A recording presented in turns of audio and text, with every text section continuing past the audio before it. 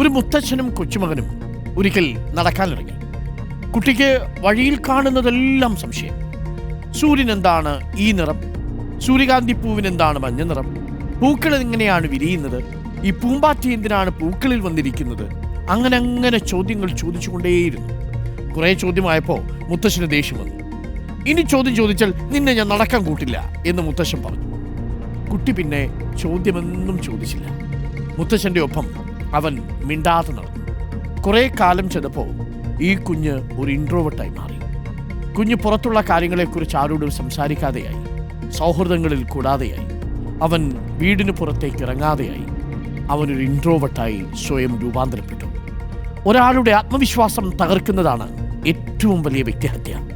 ഉറങ്ങുന്ന ഒരാളെ ഉയർത്തുന്നതിനേക്കാൾ പ്രയത്നം വേണം ആത്മവിശ്വാസം നഷ്ടപ്പെട്ട ഒരാളെ തിരികെ കൊണ്ടുവരാൻ. നിങ്ങൾക്ക് ചുറ്റുമിരുന്ന് ചോദിക്കുന്ന കൊച്ചു കുഞ്ഞുങ്ങളുണ്ടാവും. മിടുക്കന്മാരായിരിക്കും അവർ. പക്ഷെ നിങ്ങളുടെ ഒരൊറ്റ മറുപടി അവൻ്റെ ആത്മവിശ്വാസത്തെ കെടുത്തിയാൽ പിന്നൊരിക്കലും അവൻ വീഴുന്ന പടുകുഴിയിൽ നിന്ന് അവൻ എണീറ്റ് വരാൻ കഴിയില്ല. എല്ലാ ചോദ്യങ്ങൾക്കും എന്തെങ്കിലും ഒരൊക്കെ ഉത്തരമുണ്ടാവുന്നേ, മറുപടി ബുദ്ധിപൂർവ്വം പറയാൻ നമുക്കാവുമല്ലോ. ചോദ്യം ചോദിക്കുന്നവരോട് ചുടിക്കുകയല്ല വേണ്ടത്, തുറന്ന മനസ്സോടെ സമീപിക്കുകയാണ് വേണ്ടത്. വിശാലമായ മനസ്സിൻ്റെ ഉടമയായില്ലെങ്കിലും മനസാക്ഷിയുടെ പ്രതീകമാവണം.